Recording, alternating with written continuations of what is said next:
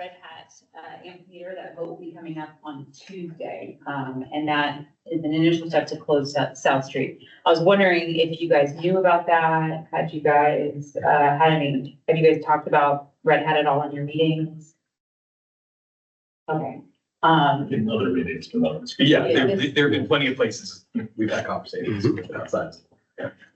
For some, yeah, some not so much. I know our Heritage Park residents have not, so I just want to make sure. I'm just trying, as we talk about what this board, what is the purview and all that. I think the question that popped up in my mind in the last few weeks as we've been dealing with engagement with the community is, does that fit into what the board does? Is this, I know that the city did some engagement, they did a great block party on July 20th. We had one on Monday, and I think my assumption was that you guys were involved.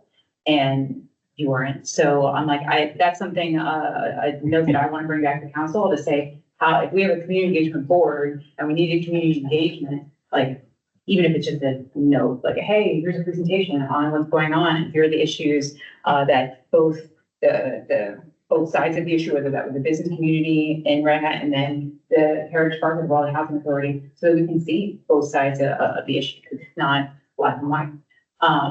Okay, so with that, I also had a request. So really, that's all we'll be dealing with on council. We've had a few other thoughts, but that's been the main topic. Before I move on now, does anyone have any questions about? Just really quickly, you said, is that something you're gonna bring to council or that we should? I'll go there. Yeah. I'll bring that. I just want to clarify, as we are, as you are well aware, this is the newer board, and we're all trying to figure out what is the purpose, like what would the expectation be? And for me, it would have been some outreach, but we didn't get the information until June 11th. So I don't expect you to have gotten it any earlier than we did, and that's a problem. So I want to be able to call that out and say, how do we use the boards as they're intended? And if we don't know what the intention is, how are we defining that? So I wish I had better explanation for you, but that's what's been going on in my mind in terms of Red Hat. But definitely want to answer any questions before I move on to the question that I have. Any other thoughts? All right. This is something that just came up yesterday. And what happened was I was at my kid's school. My kids go to Briar Creek Elementary. And the principal, we are a D school. And my principal was trying to explain all the things that go into that. Part of that is the way that the school districts are mapped. And we are, if you think of Durham, we're all the way up here, and we have an affordable housing development in our community that is all the way at Crabtree, like by Crabtree Valley Mall, the enclave at Crabtree. So it's about a 20-25 minute bus ride from that school. That inherently puts some strain on parents' ability to participate or their willingness to drive that far just to be part of the community. It puts a strain on the bus system. That means that my students from this affordable housing development, which are mainly comprised of Black and brown, my babies, they are getting to school late, they're getting home late. And so they're spending a lot of their time on their buses. I spoke to the school board, and you can only go so far, and I'm trying to continue that. But as I'm trying to figure out why these students that are 25 minutes away are districted for a school so far when they pass 7 other schools in order to get to us. As I'm trying to figure that out, I also don't want them, I want to be a resource. We're the city, we need to be a source of resources for them. It's a strong Latino community and Black African American community. And so I'm like, we have resources in the city. And I thought of the community engagement bus. And I went, is there a possibility that we could, as a city, host an event that just brings resources, that brings language services, that brings community center classes and whatnot to the community so they know that something there. What I've learned is that it's a very transient community. It's people who are just moving to the country. Right now, it's a lot of people from Colombia that are moving. And so they don't necessarily speak the language. They don't know that there's a community center right over there. And I'm like, could this board be of assistance in helping do some sort of community event? Is that what you guys are signed up to do? I wanted to pose that to you to just kind of ask the question, is this an area that the community engagement board would be interested in helping me tackle so that we can bring some resources to our community? I guess not. Okay. I think more than just the board is the office of community engagement. And I just, And- again, let me preface this was yesterday, so. Yeah, I understand. I just, Yeah, I've already reached out to them as well, so, or I have an email that I haven't sent yet, but I'm sending it to you and I'm connecting you with the principal and vice principal to do. And I just was like, what is that relationship and what does that look like as the board? We have the van and we have a very small staff, they're at 6 now, 6, 7? yeah, 6. 6, so we've got 6. So is there an appetite to, in doing things like that, that really impact the residents and could help bridge some of the gaps that the school system can't close? School system can't cover what happens outside of school. They can't bring all these resources to that. They're already tapped out. So I want the city to use it as that supplement and that resource for communities that are in need. I just wanted to open that up for conversation to see, is that something that beyond the purview, what you feel, or how do you feel we can assist each other?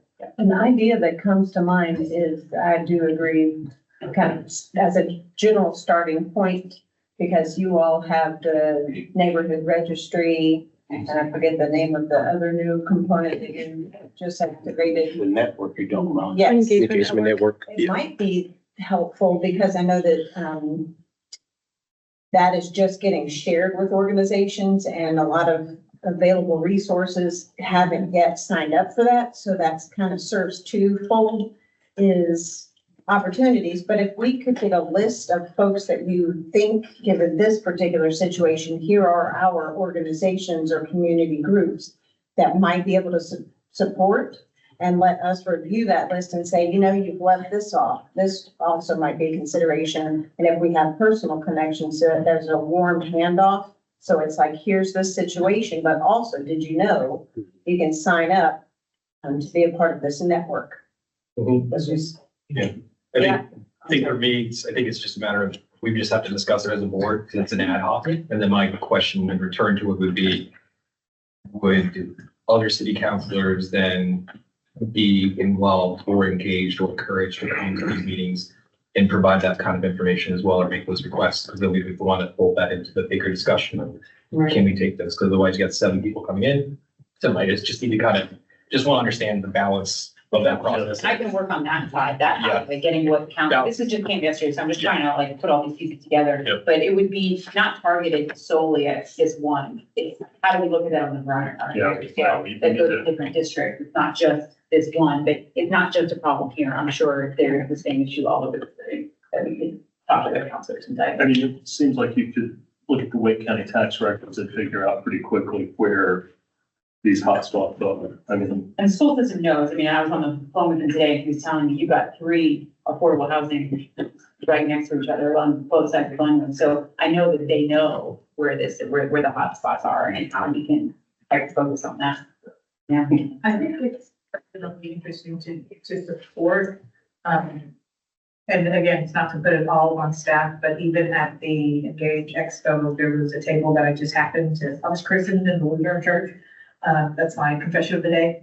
But there was a Lutheran organization that was there that's just sort of rebranded and talked a lot about having resources for people who are in that very first stage of just being here, like being in this country, but also this community. So whether it's you don't know how direct deposit works, or you don't know how to pay your utilities, you don't have apps that you can do those things. It's a really interesting resource to find that was just at that engagement fair. So I think that's one thing. And then the other thing is, and I won't put this on the board, but it's an idea for how to do something like that, is go to those communities, those neighborhoods specifically, and asking what is needed there, aside from being able to engage in schools because they're too far away, or knowing what schools are an option. Maybe there's another option for them to go to, but seeing what are the biggest things that you're missing so that we can plug in resources that they have or resources that we know are missing. I don't know, again, not putting that on anybody to do, but I feel like that's a good way to say, hey, we're at least here, what do you need? And then we can do some of the legwork on a bigger scale. And then one question that came up as you were saying that, and this directs to staff, if the TPA, since they are already an organization and they're already a nonprofit, could they be part of the community engagement network if they apply? I don't see why not. To be currently part of the engagement network, you do have to be considered like a small organization, right? So it's because the benefits are associated to it. So if your nonprofit makes more than, I think it's 500,000, is.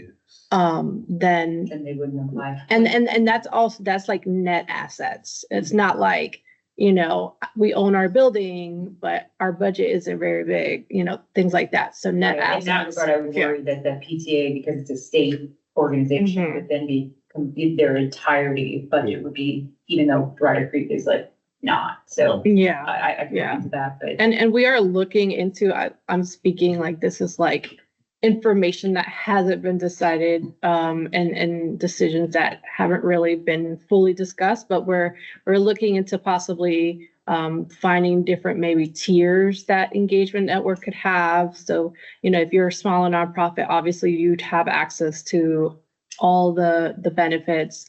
And then, you know, the bigger you are, the less, because you can afford to rent, you know, a community center room versus a One smaller. other question about that, in the network, because I don't remember everything, the bus, that's not something that that's something that staff would be part of, and that's not something that you just be like, here, you're in, and you can drive it, you know, And you have here's to the have all of keys. those, right? That's a good question. I don't think so. It's, van? we do that internally, so like anyone, like any department, but everyone has to have, you know, their driver Yeah. permission for For staff, for right. staff. Usually when we get external requests, a staff member will I mean, I be would there. assume that's what it is. Yeah, That's we'll not be that I there. Trust anyone from. And we are getting a really nice one Yeah. pretty soon. By next year, beginning of the year, we'll have our nice solar panel decked out, you know, artwork on the side, engagement van. So I'm sure that's gonna be the same process. No, Yeah. that makes complete sense. Yeah, yeah. But anyone can request the engagement van. It's currently online externally. People can request us to come to events. I just want to mention the history of busing and, marginalized groups been around for a long time. Without the politics, which is involved in this issue that you're dealing with. But I would want to hear more from this other office that we don't get enough from, of equity and inclusion. I would like to hear more from that group because that is also part of this discussion. So I don't think we've even had them, I don't know if we had them even come talk to us. Because to see what opportunities and programs that they have to address these issues that we should be aligned with. Right. Because this is a big issue when you're gonna open it up from one district to another. But it's a political issue, but it's one that the city says they want to address. Yeah. So equity and inclusion. At the end of the day, I'm just trying to get my babies, make sure they have resources available to them. Well, again, you know, as the board, we're gonna look at the overall. And the overall thing is this Office of Equity and Inclusion, which I think we need to get on this, because I'd like to hear with one of our committees and things like that, what do they have to offer? You know, that we can work together on, we can partner on, because we talked about at the expo, engagement and collaboration, you know, and things like that. So I just want to be sure we don't leave them out of this discussion. Yeah, and this isn't a request for you to do something right No, now. no, it's This a is just, I discussion. want to put it on your table as something to think about as we are growing, what this looks like and what our relationships look like. Love to be able to tap in and be like, hey, can we talk about this? Or can we maybe research that a little bit more? Because it's definitely, as we all know, that's a huge issue. I actually have to scoot out, but is there any other questions or thoughts? Thank you all for all you do, and I'll see you soon. Thank you. Before we move any further deeper into discussion, I want to invite if our guest would like to give a public comment, since we missed the time period a little bit earlier. He can't hear very well. Okay. Just so we have the other, I'm gonna move fast and furious. I hope y'all will keep up. We're gonna get out of here by 6:30 and not a minute later. Opening the floor for motion to approve the amended agenda, which would be excluding any of the items that we've already covered with the staff, public comment, and Karen and council update. So all the other will be the same. If you can approve that agenda as amended, that would be great. Get a motion for it. The motion would be as stated to approve the agenda, starting when the meeting is called to order. The meeting was called to order. And at that point, the agenda items that were left after that. That's essentially the motion. Right, okay. I'm gonna take that as a motion. To approve the agenda. As it has been amended since we started. Thank you. All those in favor, please quietly say aye. Any opposed? Perfect. You have the August 26, 2024 minutes that were emailed as well. I'm sorry. Do August 14th.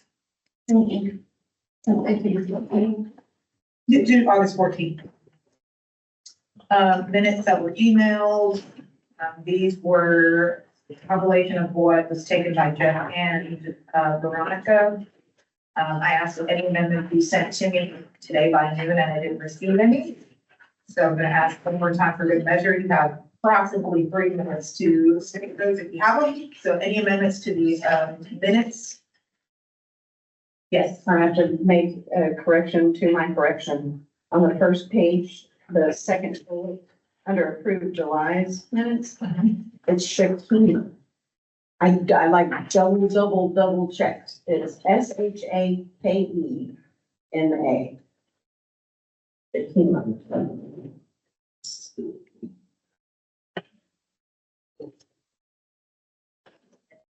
What I did was search her online, and so someone might have written something up about her, but then it was like noted that she's one of the co-chairs to the mayor's commission for person with disabilities, so I figured that was a credible source. Any other amendments? Seeing none, entertain a motion to approve the minutes as amended with that one name change on the first page from SHAMAKA McLean to SHAKEMA.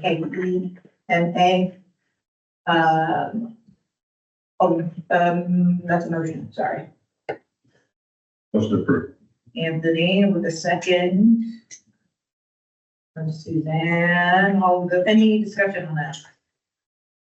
All those in favor, please obviously say aye. Any opposition? Thank you so much. We're gonna blaze forward through to standing committee updates. If you'd like to take a deep breath, Tom, you want to start? Yeah, this should be relatively short. So obviously, our main update, social wise, we established that we're going to use Google Forms to allow people to submit from the board requests for content. I have not been able to assess and get that done yet, but we'll get done this week. I'm just going back over minutes then. I wanted to get that by here, but we weren't able to do it. So from there forward, the process will go the same. I know that there's some other things that have been going on in terms of engagement or people maybe through engagement or things like that. So we'll wait on those too, but we will have the form set up. I will email Stacy when it is complete. It's inside of our own Google spot for the board. And then we'll figure out next steps and how to get in front of everybody. And that's just for the Facebook and that stuff. Cortico, we're just we talked about it briefly during the meeting, but we felt it's just best to wait for the work plan to come through, then also get another round of updates of where you guys are at before we jumped. We just didn't want to run for an hour on ideas or things until we knew that everything, now you're at the stage you're at. Let's just get it across the finish line, get the work plan in from the team that's working on it here. And then outreach will go back, revisit what we discussed on Cortico previously, what's changed and what we want to address to move forward. And that will be the next document that we will generate out of that process.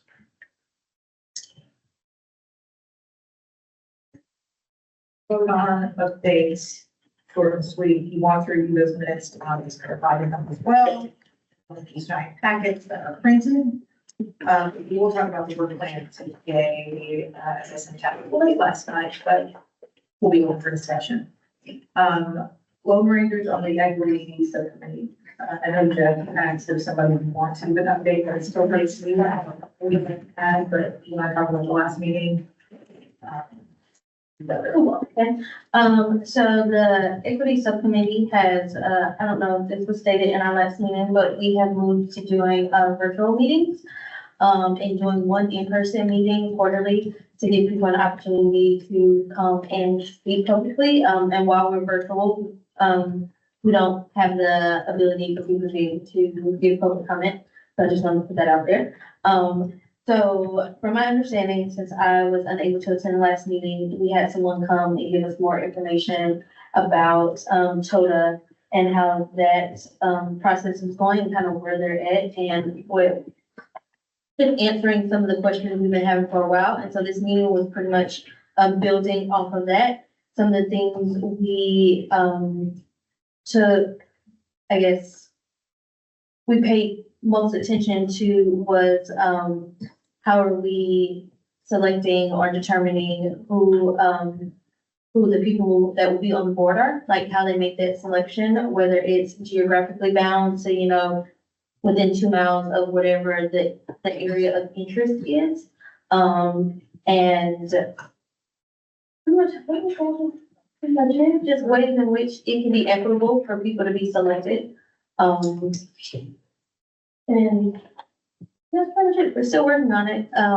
We don't really have a timeline per se. Yeah, because they don't really have a timeline per se. So we're just kind of piggybacking, not piggybacking, but I guess going back and forth off of where TOTA is at versus where we feel like we should be at. But we do want to kind of be ahead of what they need and have it ready for whenever TOTA is ready to receive the information. So this is, again, part of the Public Project Community Support Fund. And the equity committee is responsible for selecting the governance action team that's going to lead part of the process for reviewing any applications for funds from the PPCSF. And so part of what was asked of them was to create guidelines for how, I don't remember, it's 11 or 9, I can't remember how many people are actually on that governance action team, but, how those people are gonna be selected. So there's members from this board that will sit on that action, or in that action team. There'll be a subject matter expert on whatever the funding and focus is gonna be for that fund this year. There'll be community members. I mean, it's very specific, and we went through the PowerPoint, but that's what they are tasked with selecting. We were waiting to see what that funding initiative was going to be, but I think from what we talked about on Saturday, it's really not something that we need to wait on. We just need to proactively decide how these individuals are gonna be selected. Oh, just to be clear, we are not selecting the individuals, we're just coming up with the process in which those people get selected. No, we select those people. Oh, we are selecting them? Ooh. For the process. You talking about the board? Will be implemented. But, Okay. and then I'll go ahead and talk about this now instead of having to wait till we get into old business about it, because it does relate. There were 2 questions that came from that conversation with Michael Moore last meeting. One of them was about how people were notified about the existence and the opportunity to apply for that funding. So Michael mentioned they had a big listserv and they did some other things. There's actually pretty interesting, like I had not heard of this at all before it was brought to the board, but Dan Bagley did send kind of a rundown of all the things that they did to let people know about the fund. So they had 38 registered neighborhoods that fell within the qualifications of where the actual project is taking place, because you have to be in that, like a 2-mile radius of that geographic location and be affected by whatever that project is to apply. So you can't be in like North Raleigh and apply for funding because of the project that's happening in Southeast Raleigh. So there were 38 registered neighborhoods, that qualified. They had 4 Zoom sessions that were held, with information, 2 in English, 2 in Spanish. 15 neighborhoods participated in the Zoom sessions. They did 7 pop-up events from January 19th to April 29th. And again, I can't remember what Michael said, but they had a large listserv that sent out information about it. So it looks like they put the effort into letting people know that it was there. Maybe clarity on what the fund was, or, you know, the variety of people that reached, whether that was effective or not, I don't know exactly. We did ask him kind of about background information on that as well, I remember. But that was at least a good update on what they did proactively to let people know. There were some other things that Michael mentioned in this email, but that's essentially it. The other thing that we asked him about was if there's funding for compensation to anyone that serves on that governance action team. And the answer was kind of a yes. It will have to be determined where that money comes from, but the allocation of that is okay. Or providing that would be okay. We just have to figure out whose budget it's going to come out of. So there's not a no on it. It's just a where.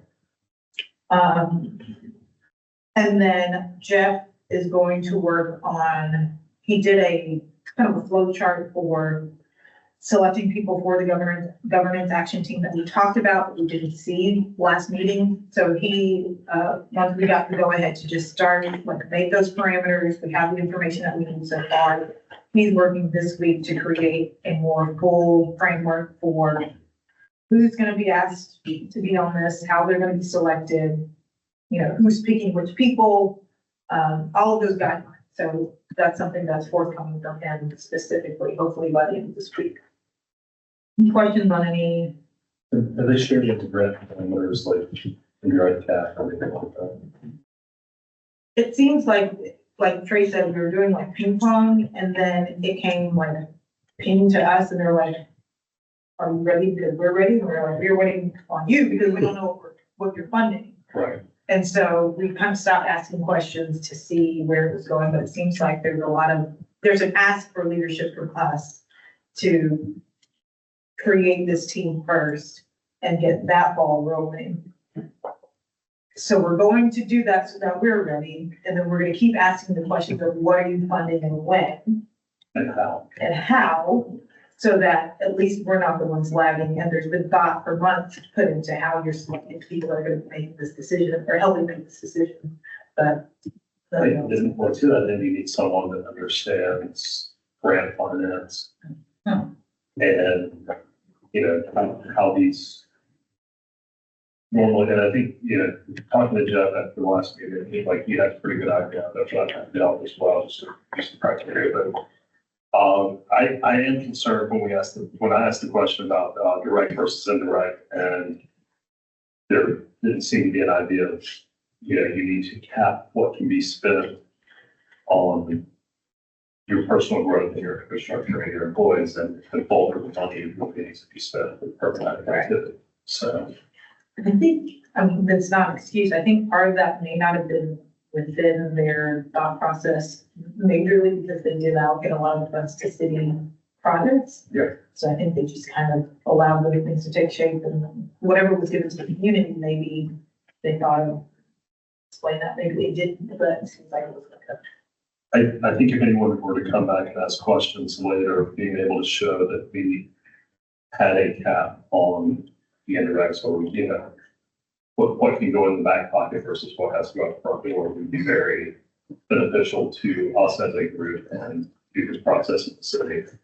Otherwise, it starts to look like we're taking the most active and loudest groups in the area and giving them funds to no longer be active and loud. And that doesn't seem like a great idea. Trust and transparency. Yeah, I'm listening to the discussion about this, because this is a very technical area that the board is getting in. And the resources that we need, I'm not sure, have been available for the discussions from staff. So to answer questions like were just brought up, that we wouldn't even, you don't know what you don't know. Staff deals with this stuff daily. So they would help you work through some of this. So we have to, I feel that we need to have somebody at the table to help us with some of that stuff. Otherwise, it really does bog down the committee and the members, because we're only volunteers. But the staff has expertise and analysts and things like that, that they do this kind of thing. So at least at that point, they're at the table to help us work through it, so we don't waste time. Well, to be fair, this is something that is housed with like, that TOTA specifically holds. And Taisha is on that TOTA board. And we've asked Taisha, which she goes to Dan, who goes to Michael to answer this question. Michael's the one we had at the last meeting. So we have the opportunity to ask him as much as we can think of. We've asked for a few months questions of like finance things or how these things are structured, and we get information, sometimes we don't. So it's not specifically staff, like Dale and Nadia don't have anything to do with it. Taisha, because she's on the TOTA board that's heading this entire thing with transportation or whatever other department it is. She's the one that would have the in on it, but even she's not getting some of those answers. So we're trying. Yeah, I would suggest that the request be made from the committee to have that resource so available.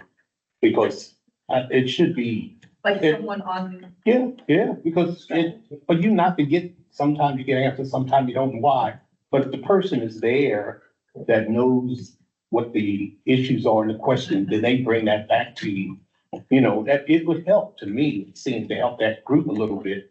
Because I see this very technical area that we're dealing with here. And this is the first time we've been asked to do that. And to be sure that we're not overreaching right. what we need to do, because it could tie us up. So maybe we can ask again. And we had a list of probably 8 to 12 questions that were made about some of those, technical things that we don't know. Mhm. I'm gonna let Jeff put together our part, so if nothing else, we can say we've done what he asked us to do so far.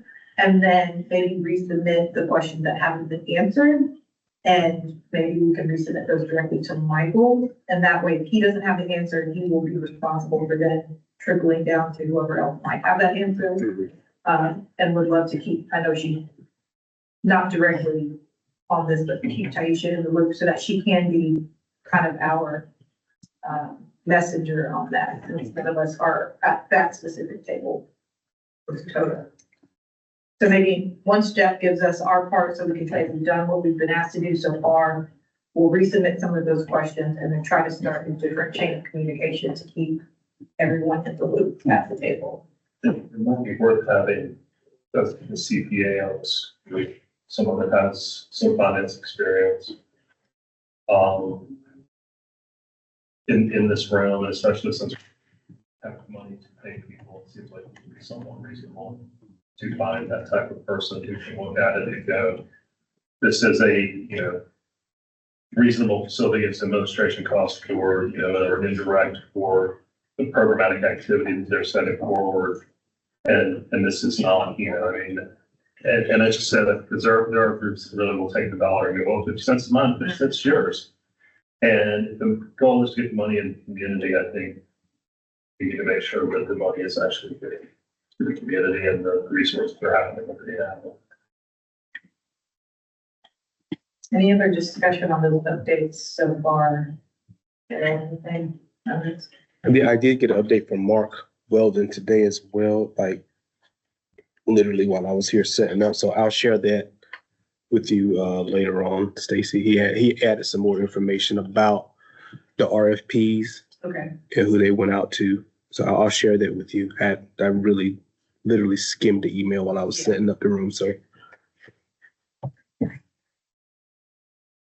anything else from the policy subcommittee did not meet. We are 4 members and only had 2 that would have been present at that meeting. To be fair, there's nothing too pressing that's going on the policy side, so we're here to help. One issue that was brought up at the last meeting was about how information of the board is shared in meetings, whether that's personal information, things that are said and recorded in minutes, that sort of thing. So that was on our agenda to discuss. And then our public comment tracker remains. There's really nothing, so we have a public comment to do with it.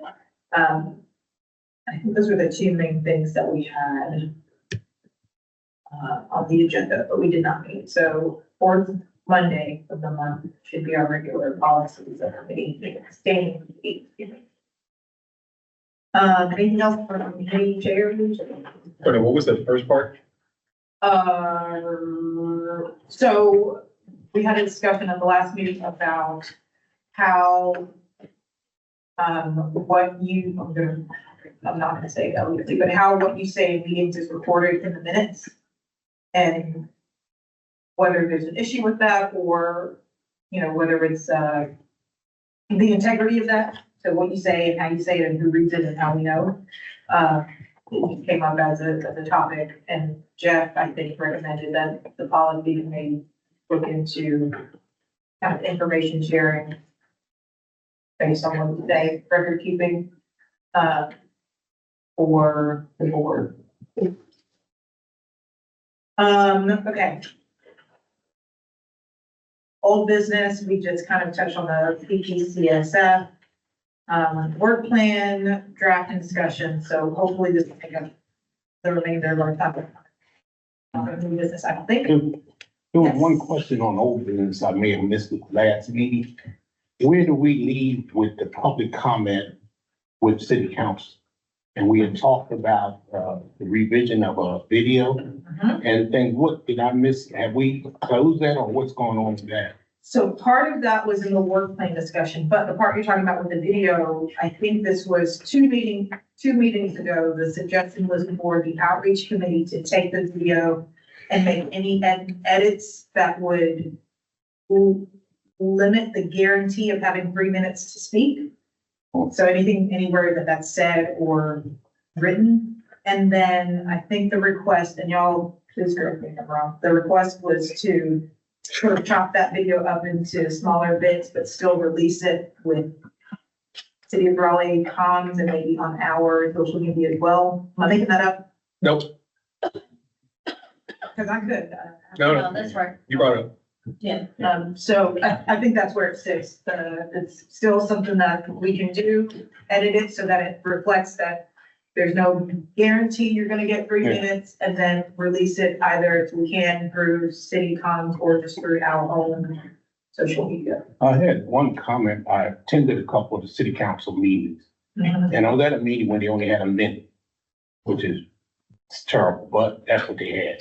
What I noticed and where we might be able to help is who was able to get their information across effectively in 1 minute. So, because people had layouts in different ways.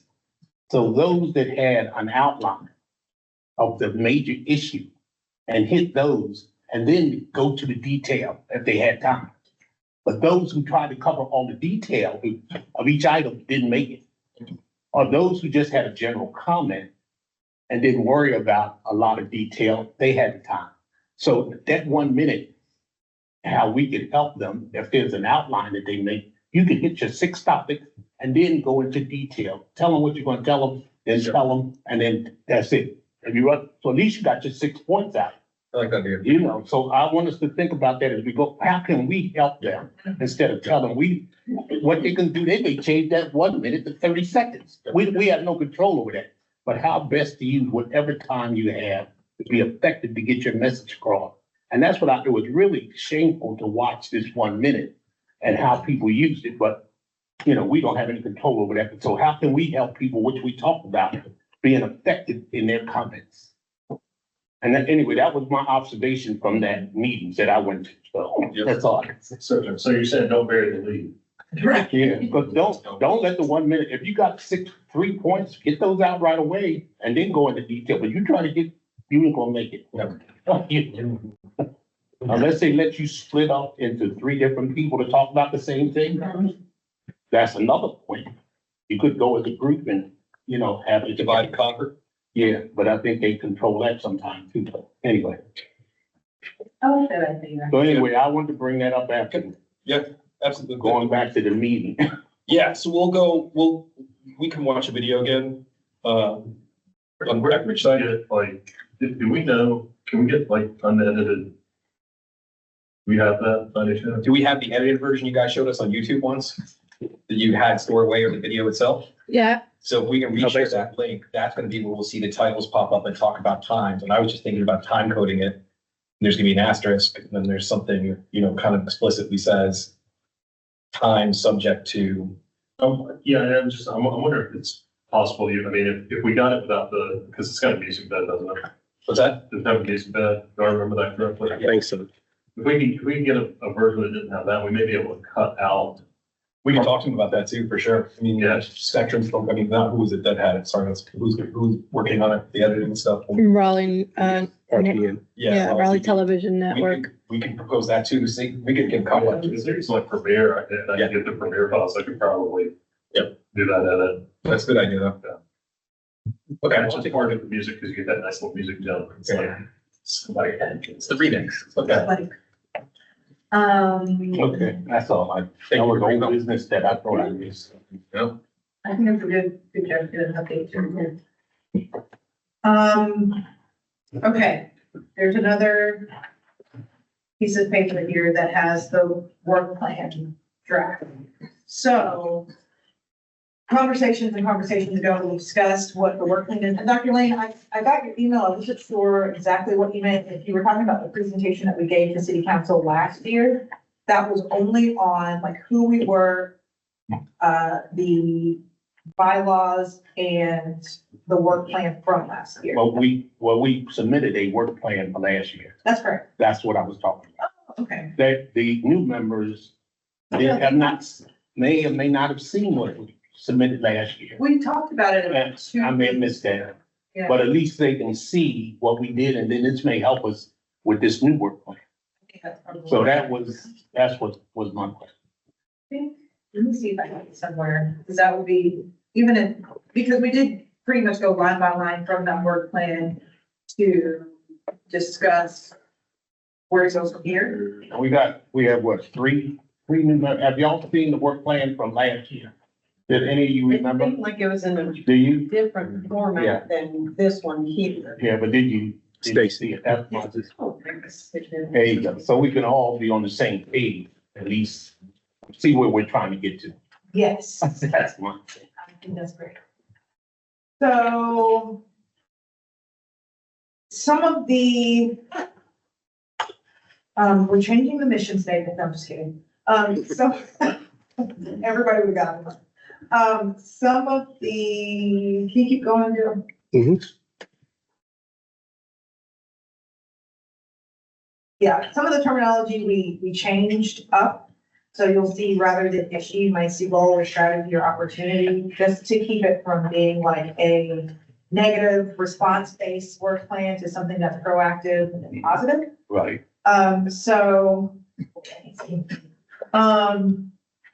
The first issue we took instead, and that blurb can remain if we need to, I think we had edited some of the language, but it's not on here.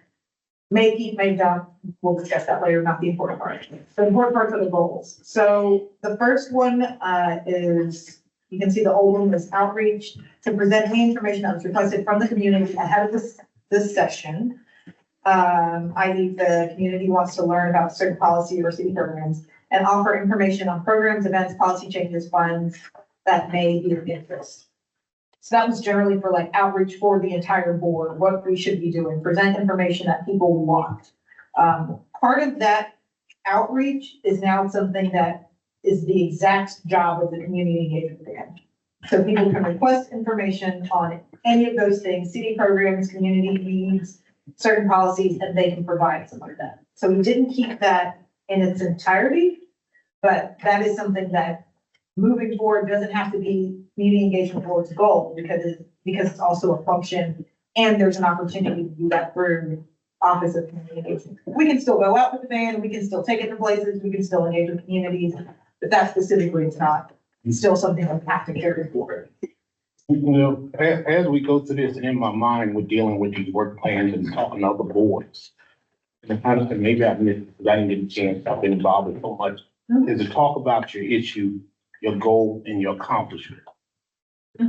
Okay, and so that will show what we accomplished, and then we improve on that in the new work plan to take a different direction. So that kind of right? So there's two parts of what will happen. One part in November, I will present what we've done based off of this. And then the second part will be presenting this new work plan. So some of it will be Okay. like, here were the things that we saw were opportunities to improve or to make changes or to be proactive. Here's what we did with them and why and how. And that will kind of put the old work plans to bed. But we'll say, from all of that and new things that have come out, this is the new plan.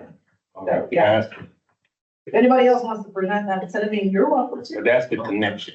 Okay. Yeah, we're not gonna throw away everything we did not talk about it because I think we've done good work in the past year that needs to be discussed. Okay. So general outreach, that was the goal. Listening, again, very general, was listen and record comments from, Raleigh communities. So those are overarching goals. You'll see on this paper here, two new goals. One is strategic opportunities to impact and strengthen community building efforts across the city of Raleigh. It's wordy, but, that is rooted in one, not having to go to every community meeting and every program and everything just to be able to be visible or to be heard, but to really create strategies of how to do this on a regular, continuous basis, considering that this is a volunteer board. Whatever goes on now may be less in the future, it could be more, but to have something that's mindful, strategic, and sustainable. So what those opportunities are going to be, and what we create versus what we participate in. So strategic opportunities to do that, strengthening community building efforts throughout the city. The second one is listening to inform community engagement practices and create conversations with Raleigh community to increase access, collaboration.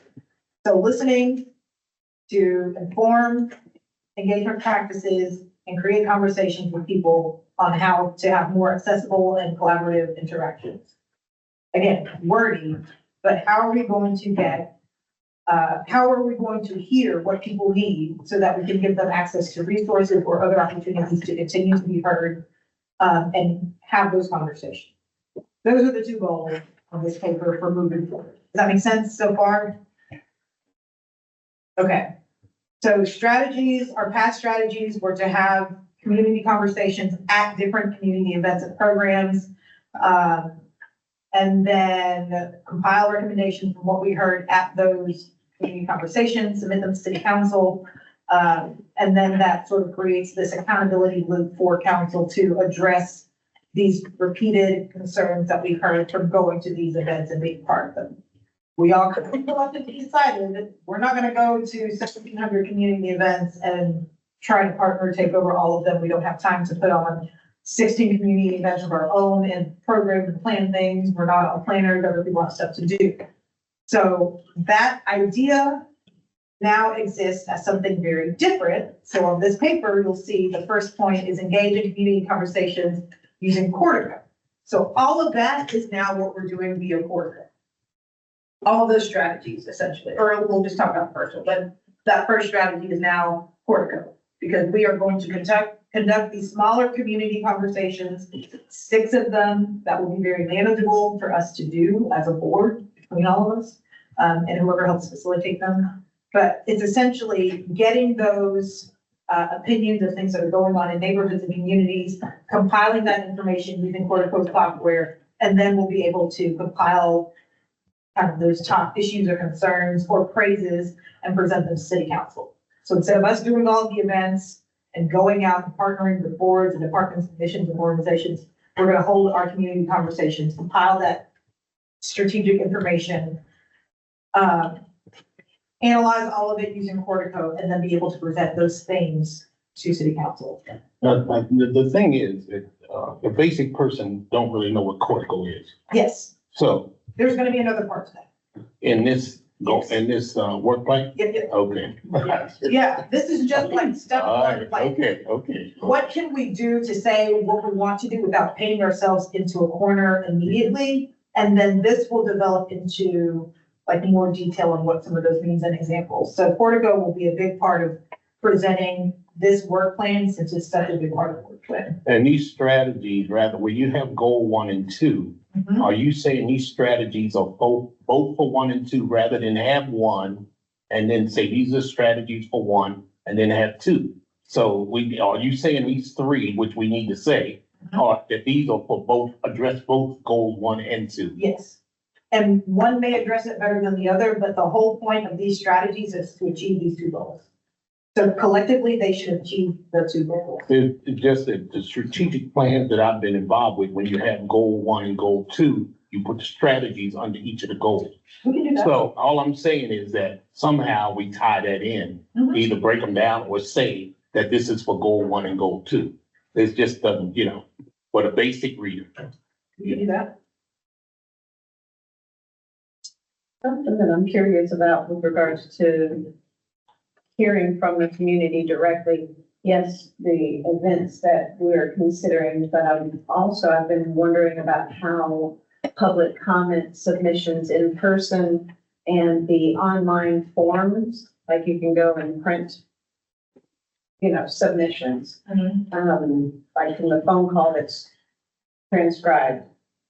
What happens to that wealth of information that can become data that could potentially go into Cortico to kind of elevate themes? Does that make sense?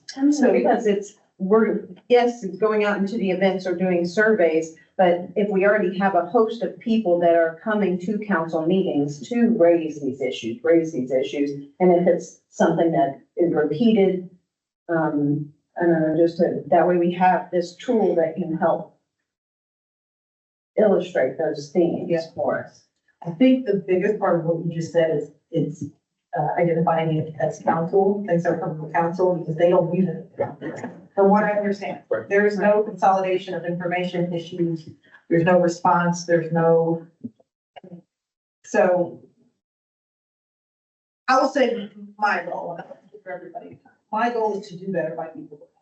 So using Portico, it's a way for us to be able to go and have those conversations so that we say, we are the community engagement board, we are boots on the ground, we're talking to people across the city that may or may not see in council chambers. This is what they're saying, your job is to do something about this.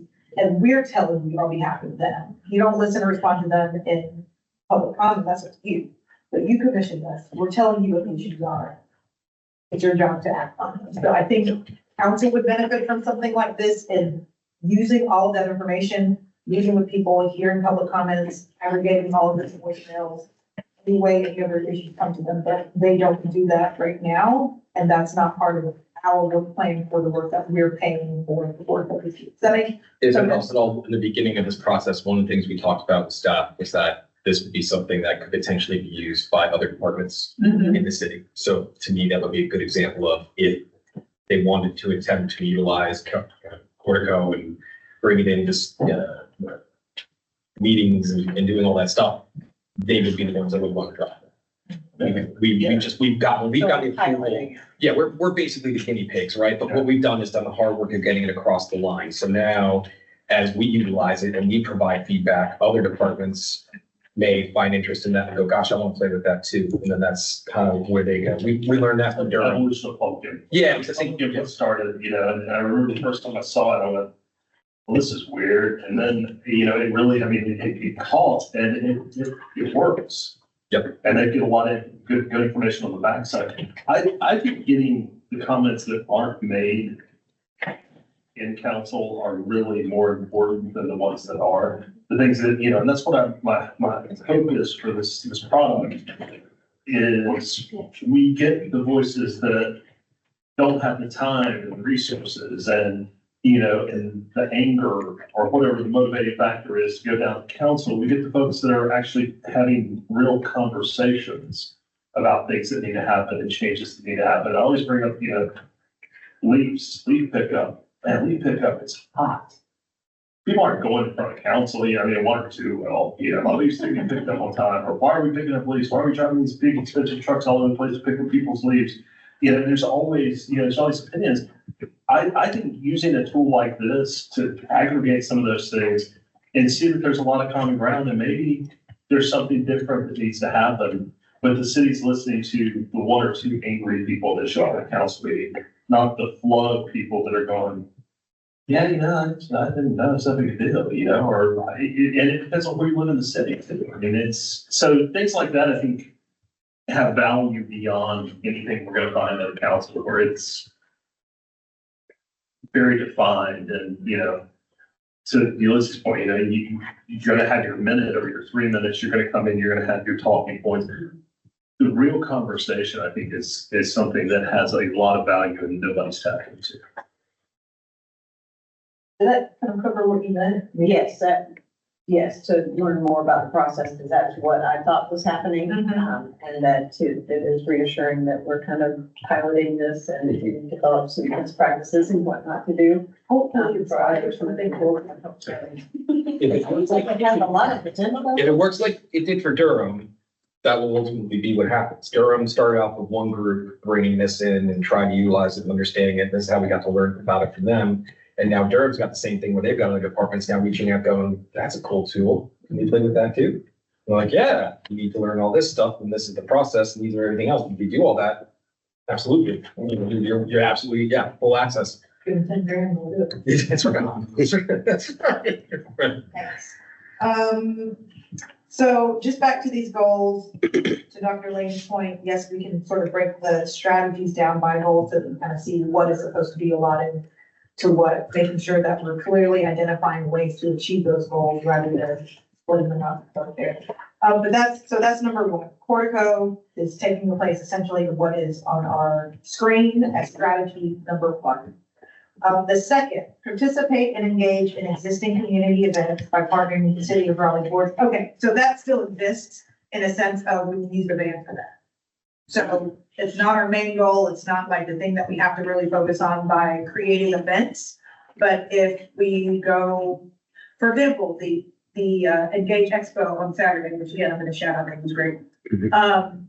We got to go and kind of co-host with the OCG table, and some people were like, who are you? And what do you do? But we got to tell them, and that was a very low lift for us because we just went, Dale and Nadia and everybody had cards printed out that were not our official cards, but it had our meeting dates on them and email and things like that, so people could at least put faces to something that exists.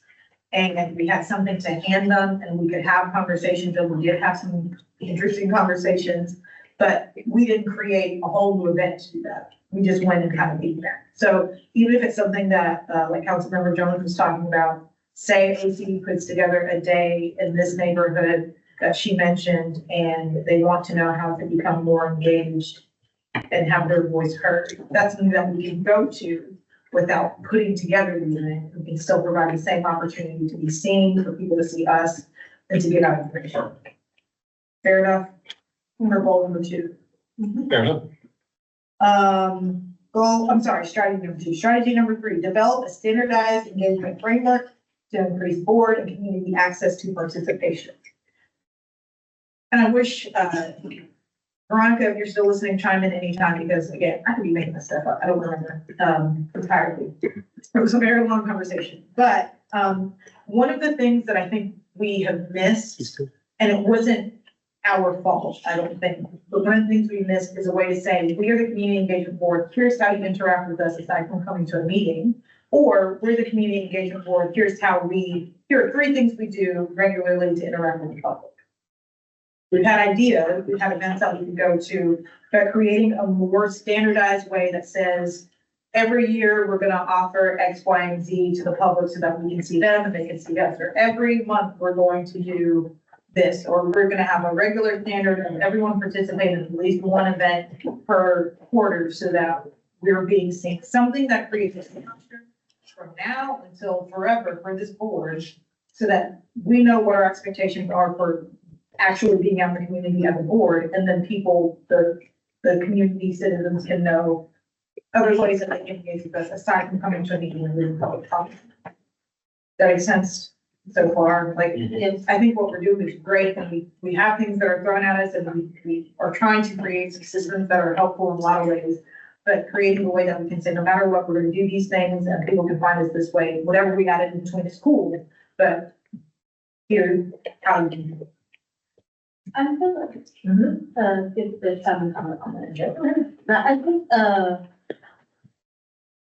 since we're only, what, 2:30, 30, this is year 3, and we started from literally scratch, I feel like a lot of credit should be given to ourselves, because each year we have gotten better, and we've already implemented, like, since our second time here, the Lakewood Center, so like, we have been slowly implementing, some standardized things that, we're gonna do. And I also feel like it comes with the more the board is developed, like, the social media. Like we will be able to easily standardize more things, as more things become available or, implemented. So I feel like it's kind of like twofold at the same time. Like sometimes we can't do well doing the other things first. But at the same time, we really are like already implementing standards and like what we're doing as a whole, maybe not what individual, what it means to be, individual member, the like, what is that standard? Building bridge we're walking on, we're getting Yeah. better at it, but we're still trying to put some of I those think things that in at the place. same time, standard is coming to meetings. So, I mean, I was thinking too of how. I don't know how you comment, I don't know how you comment on the notes for this phone, but, 100% right there. yeah, that's kind of like the unofficial, official standards, you gotta come. And I know if I was intellectual, that was for work. Again, I just say it's for work. it's a direct. I can call myself out, that's fine, like, work, like, This way this longer is probably than I something that falls expected, under but, business, yeah, but okay, fair enough. we are meeting at a greater frequency than I think we probably need to. And that's part of the reason why we have a lower attendance than we probably like. I think if we were to have less frequent meetings for both our subcommittees and for our primary board, we would have better attendance. And we really need to look at that as a board. I mean, we did though, we voted to keep it. I know, clean, though. and yet we Here we are. yeah, two meetings in a I'm row. not saying I disagree, I'm just Yeah. saying like, we brought it back So, up. so we got a forum right now. Yeah. Let's do it. I would say, is that in the bylaws though? Like, is that a bylaw? Yeah, no, I mean, I think the security, what is it, the downtown, whatever the group was that was set up to revitalize downtown, similar to our board, it's mostly just city council members on it. I see that meeting getting canceled more than I see it actually happening. Yeah. Some of it just happens to do with scheduling, some of it happens to do, they probably just don't want to meet, but that they probably, I think last year, they went 12 months, they probably met out of those 12, maybe 7. Yeah. So I'm thinking, and that's in council chambers, that's like with their city, it's literally in all city council and then city manager on that board and that's it.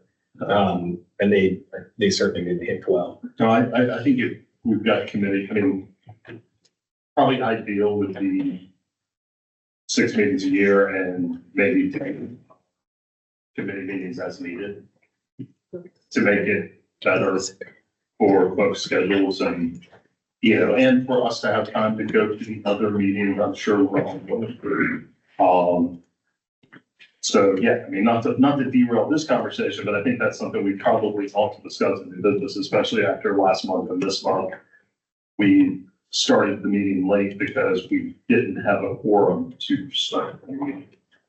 And last month I tried to make a point by having a vote of, let's get out of here. And they walked in like, Like a joke. and this time we had a city councilor, we had a guest that would have been extremely rude. Yeah. But we probably should have.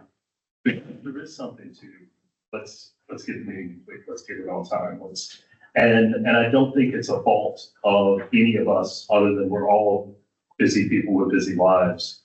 And we should look at the frequency and go, okay, we're being ridiculous. Let's slow it I down. don't disagree, because I do remember the argument, or not the argument, but, the conversation last time was about like, we're getting a lot of information thrown at us. Yeah. We don't want to go so long with like getting asked to do things. Now, whether that's still the case now is not. We've got email and I would trust our leadership to pull us together if something was imminent and important and needed us. I think one of the questions is, can we vote over email?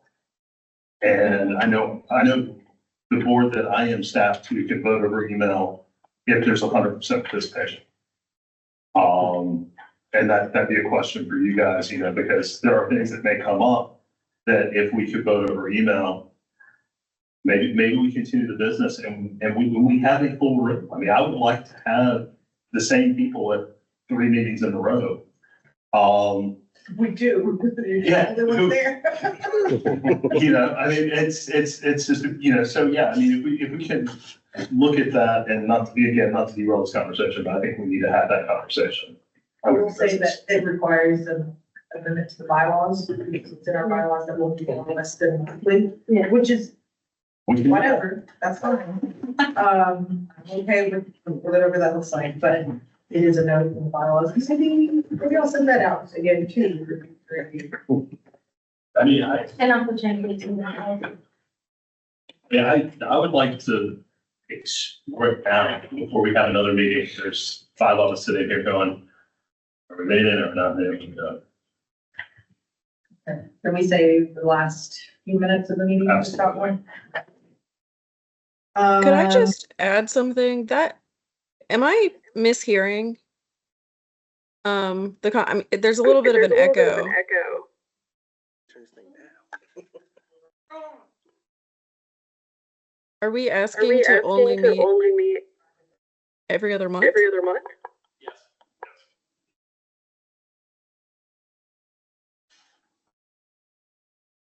Did you hear that? Were you able to hear that? I didn't hear the answer, no. The idea is yes.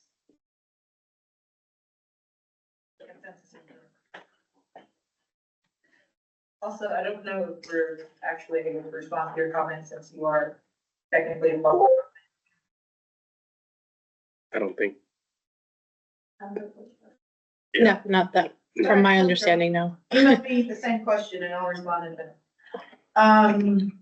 Those are all of the strategies to achieve the 2 goals on this work plan here. Still 3 strategies, very reflective of the same work, but in different ways. Opportunities, so this is where it gets a little bit jumbled from what we used to have to what we have now. So the issue that we took up last year was public comment. So, people indicating that they wanted information about public comment process and how to participate. The goal on that issue was to create opportunities for the community to learn about public comment process. The strategy was providing information on public comment and learn about perception of the public comment period. We did that. So that issue is not something that remains for us to proactively tackle. But again, using the video, revising the video, still re-release that information and continue to address that. So that section number 2 is turned into these opportunities, as well as issue 3, but we'll get to that in a second. So opportunity 1 is acquire and compile intimate community knowledge about strengths and concerns throughout Raleigh to create recommendations to city council. So that opportunity, so these opportunities are basically what we can glean from these goals and the ways that we achieve them, right? So we're getting, we're acquiring and compiling intimate information. So to Anthony's point, it's not necessarily the people you hear in council chambers with their issues, but people who have issues that you may not have heard before, or praises or concerns that you may not have heard before, in a way that's not 1 minute and then you stop talking. It's in a way that's not, we can't interact, but it is something that is asking people to trust us and talk to us. And that's information that you don't get many other ways. So we have an opportunity through these strategies to gain that information. We may be able to do that in other ways, whether we're at public events or, you know, however people feel comfortable. But being in that one-on-one and really asking for that information and people's opinions is the way to get that knowledge, and we're in a unique position to do that, using Portico and being humans on the street. Yeah, without going through all of it, and again, based on my experience and knowledge, you got a goal and you got a strategy.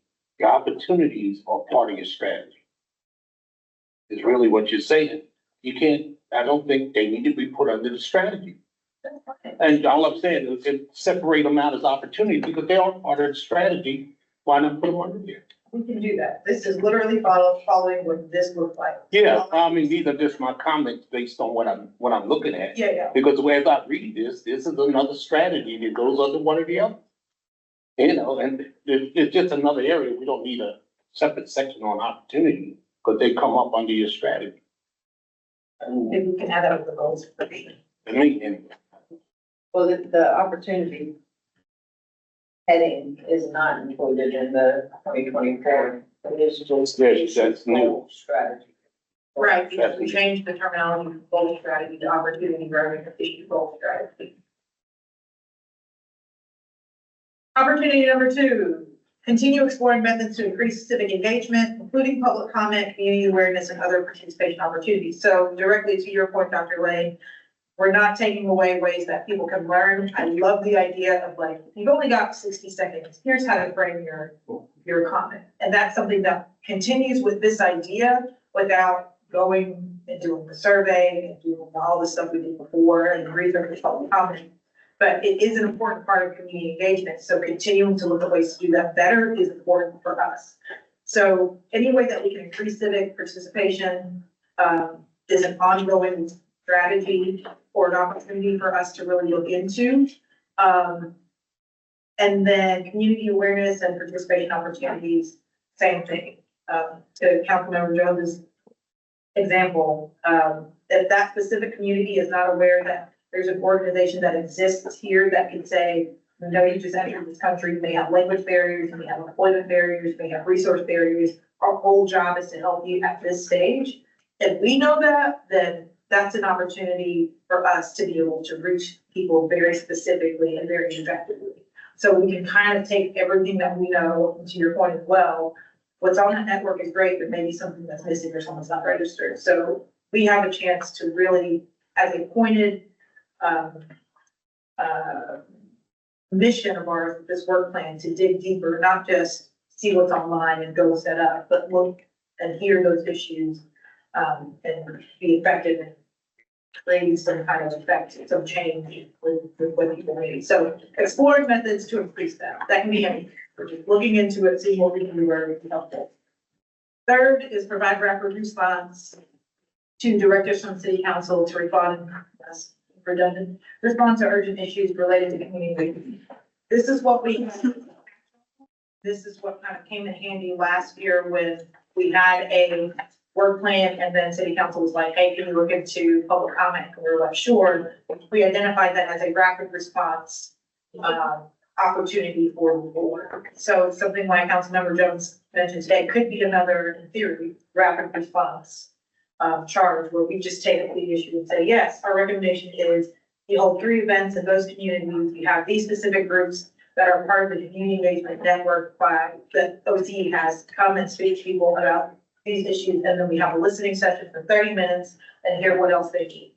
That could be our entire recommendation in rapid response. I would just make that.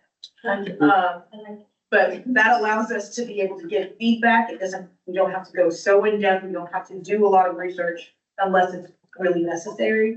But we can compile what we know, the resources they have, and say, this is based on the 14 lines that we've got, the best we can give you to really make a change on this issue that you brought to us, city council. And whatever needs to be done beyond that, if it's voting or policy related, we all handle it, but this is a way that we can do it.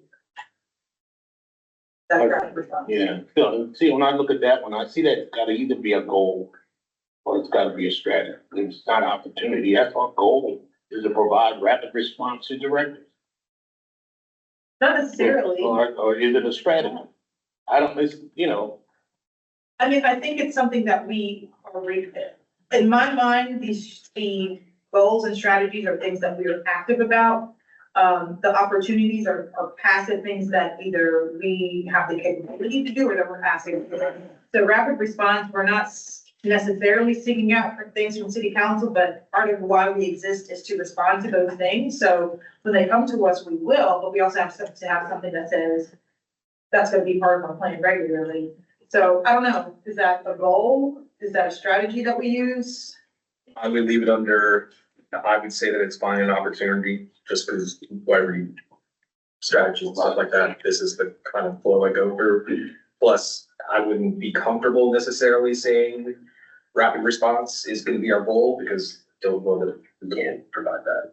So, Yeah. so that's the other thing too. So it's like putting in a goal, saying we could do that. It's quorums, it's a million other things to be able to maybe make that process work. We're not built for that. Yeah. Also, the terminology of the open discussion, So Yeah. goal, strategy, opportunity doesn't I'm work. fine with it. Yeah, I'm fine with whatever. We can change it to whatever else. I'll basically take all of this and sort of make the edits and ask the questions that we've made and then represent it for content to make sure that the plan as it is, like we're all in agreement because that is what has to be voted on by council. And then the extras, like the explanation of portico, the review of what we did last year, all that will come. But I want to make sure that what we are bringing to work on this year is something that we're all on board with. So any comments on what's missing from here, more that we should be doing, something broader or more specific, Not for me. content wise? Okay, I don't think we necessarily have to vote on it yet because it's just drafted and there's not a lot of changes, really just reorganizing.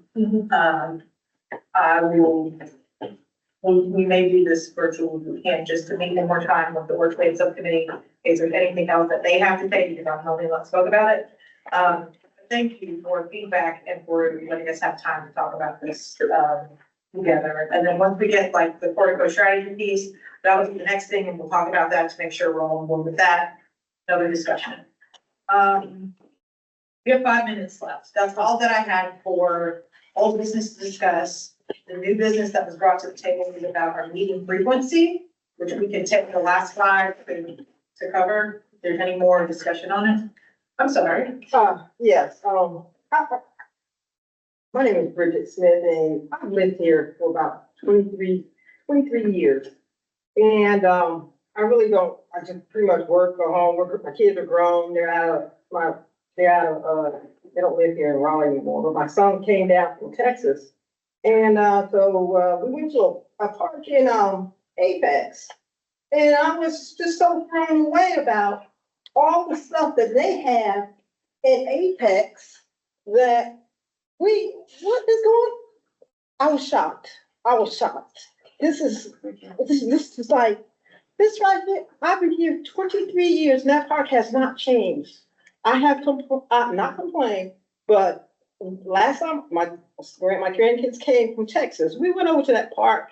It was dirty, ants all over the place. I mean, it hadn't been clean. I had to take wipes to wipe it down. I mean, I'm just blown away. That right there, I'm like, what's going on? I'm out here because I want to know what's going on. 23 years, that park has not changed. The trees have not been cut down. You see all the trees out there? The mosquitoes were so bad, we had to leave because of the mosquitoes. I'm like, you see, we do have children here. They do come and play at that park. Why do they have to be subject to that? I'm like, I was thrown up. I was like, they got it made in the shade. If I could move, I would move. Because this right here, no way. Park at Apex with a great big slide. Huh? It had a great big slide out there. Yes. And the storybook will Yes. through and everything. Yes. Yeah, it's a beautiful park. Yes, and that's not the only one that's out there. I mean, they're all over that side of town. And what's going on over on this side of town? So, Ms.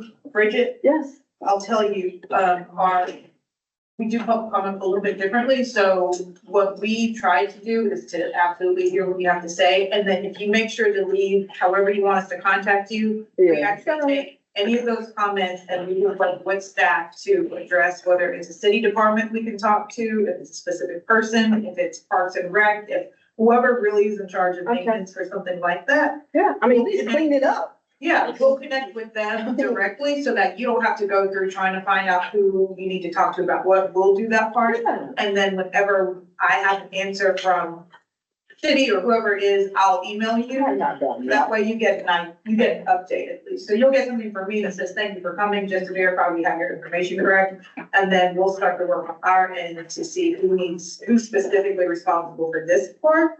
And then once we have an answer, I'll connect you with, so you don't have to do the legwork, but it'll come from me. So look for some part, not from me, it'll come from the board.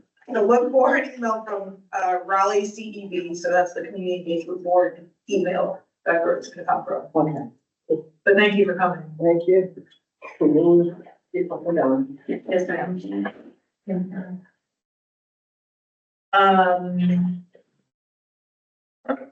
Move to amend the community engagement board bylaws to reduce the required number of full meetings from monthly to at least 6 per year held as determined by the chair and co-chair. Additionally, subcommittee meetings shall be held as needed to complete the work plan and fulfill the objectives of the board. This is a move to increase member engagement and not to decrease the work or commitment of board members.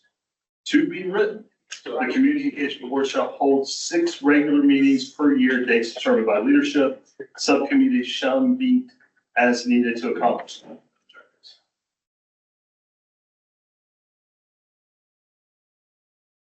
Then we are open for discussion. I'm sorry, I missed the motion. So as part of discussion, do you mind receiving it? I will email it to you real quick because I wrote it down real fast because, Did you move that from someone? yeah, well, no. That's how we got, I was like, yeah. I think just reading this exact motion at the very end would get them up to speed. So, I just did send it to the beard. Hold on. I never read it in my email. So changing our bylaws to say the community engagement board shall hold at least 6 regular meetings per year, dates determined by leadership. Subcommittees shall meet as needed to accomplish the work plan objectives. This will give us the flexibility, not necessarily to not meet 2 months in a row, but hey, it's summer. Everybody's out of town. We don't have to try to force a meeting. Hey, it's December. Let's have a holiday. There's a ton of them in December. Let's take one ourselves. And if there's nothing to meet about, leadership can say, this month, everybody go to other community meetings and do your work there. Instead of forcing ourselves on this path that we've seen 2 meetings in a row has been difficult for us to sustain. So I would rather have a full house and a lot of voices than a couple of voices that are regulars and a couple in, couple out. It would work better. And I think we would have better attendance. I think we would have a better product overall if we made this. So in reading our bylaws and our article 6, our general provisions of the bylaws, it says the amendments of these bylaws shall require the affirmative vote of 2/3 of the members of the board, not present members of the members of the board. Proposed amendments shall be submitted in writing to the chair at least 10 days prior to the next scheduled meeting, which is already done being scheduled. The board shall distribute the proposed changes to the membership at least 7 days prior to the meeting. No bylaw change is effective until approved by the Raleigh City Council. So this is something that you could still propose. I would send out to the board, the full board, 2/3 of them have to approve. And then we could either ask to be put on schedule before or at the November presentation of our work plan, XYZ. Council would approve it. So it's essential that we have 2/3 of folks attending next month's meeting to be able to pass it, to meet that timeline, which makes sense. Y'all tell them. Can we, is there any The question answered about voting via email? Yeah, is there a way to vote via email I'll ask. through another option, kind of what we did for the meetings? Because I think that would be helpful too. Yeah. I certainly wouldn't want to rely on 2/3 board attendance. So, that is a motion. I feel like, I don't know what the Robert's Rule of Order term is, but it's gonna be a motion in suspension essentially in some way. Because Well, it can still be. It's proposed, we've got to say, I mean, I think if we took a vote on it, we'd be voting to move it through the process as designated in the bylaws. So that's what we'd like to do. So the process will be, I'll take what Anthony has written, both the explicit motion and the explanation for it, that he already submitted me an email. Send it out to the board. It would have to be at our next meeting that we vote on it. And then we can decide from that point whether we want to make a request or question tonight to go before council with it before November. So that would be sometime between October and November, so that it goes into effect. Did you mention when it would go into effect in that motion? I mean, that's approved, I mean, and say directly. Yeah, if you don't mind, just, Yeah. because that could mean if it's approved, if we get them from the council in October, I'm sorry, we're over time by a lot. If it gets them from council and it's approved in October, then immediate then versus January. 2025. Yeah. So just remind that, you don't mind.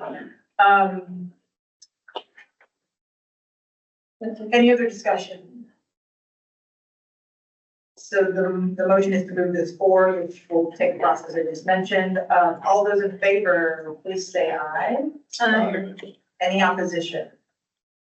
Perfect, so exactly what I just, yes, it's not an affirmative change, just to move forward to present. Right. Go through the motion. We'll send out the bylaws again because there's a lot of information that we've discussed with the bylaws today. We have information from Karen that we can send out. We have some information from CSF, if you want to see that again.